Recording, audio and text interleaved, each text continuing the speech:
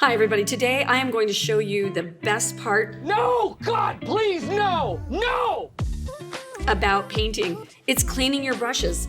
Finished my project and oh no, I have a bucket full of brushes. He just makes people sad, and an office can't function that way. I'm going to show you how to clean them, how to take care so that they last for a long time, and I'm going to show you some shortcuts. You're going to love it.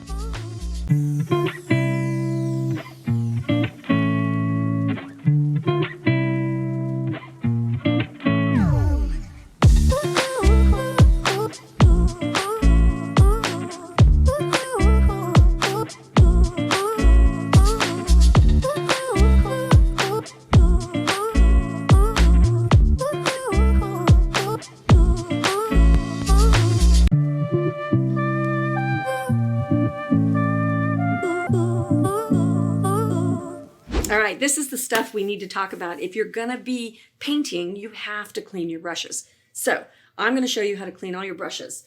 We've got our round brush, which we have painted with, and it's nice and dirty and whatever. I'm gonna show you how to clean that, take care of it, and it will last forever, well, for at least a long time.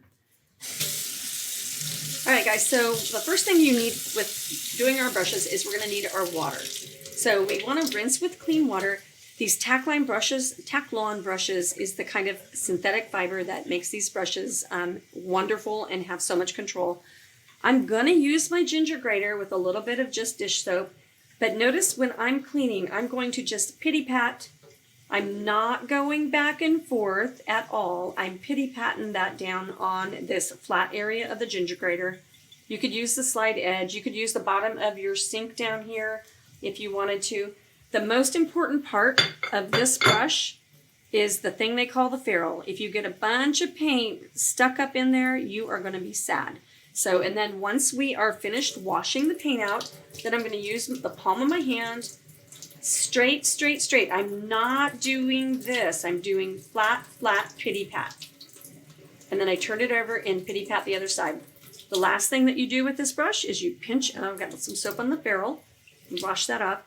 You pinch it out and you lay it flat right there. So you never want to lay it on its nose, and that's how you clean a round brush.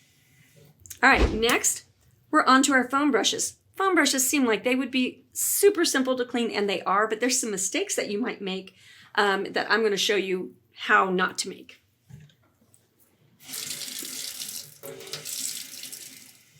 All right, the next thing that we're going to do is we're going to clean out a foam brush.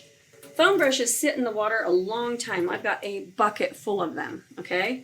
So they sit in the water a long time, and what you've got to do with the foam brushes, they're not on our ginger grater. They're just a squeeze, squeeze, squeeze, squeeze, over and over, squeeze, squeeze, until they run clean. Now, this dried, crusty, I've got some crusty edges, they pick off, so you can just pick them off. Don't throw them down your sink, that's not good. But when they're dry, you can pick those off and it'll be a soft foam brush. And if I was doing, let me get up a cleaner one.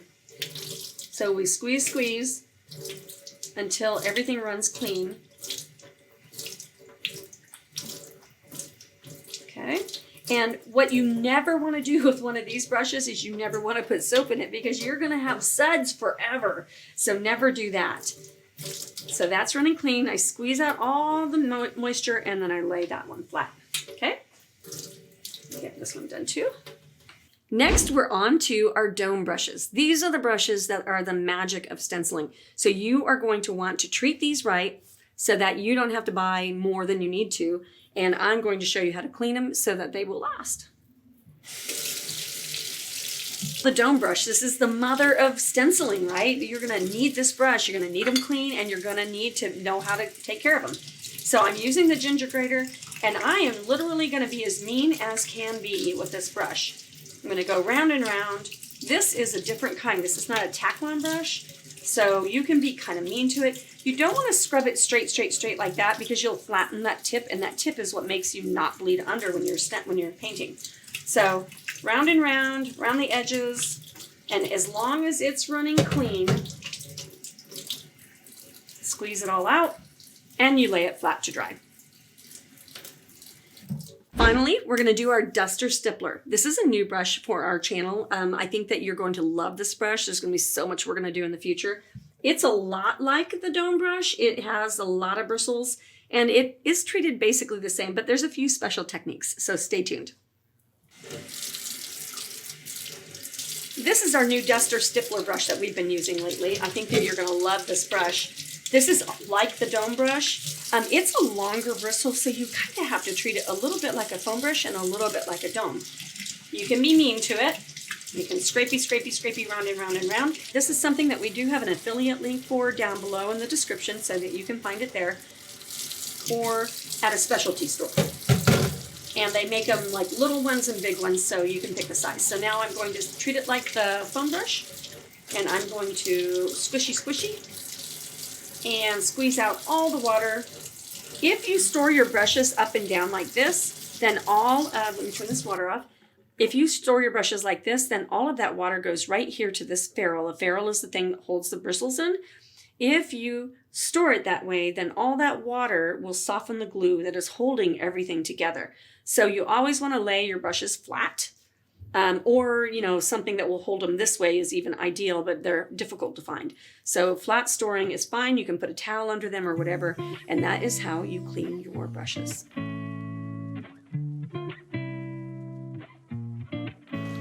Hey Stencil fans, I hope that you enjoyed that video. If you like the content, make sure that you subscribe and ring the bell on YouTube. And if you haven't seen our website, get to StudioR12.com and check out how many stencils we have. We have them for every occasion. I know that you're going to find exactly what you're looking for, and happy creating.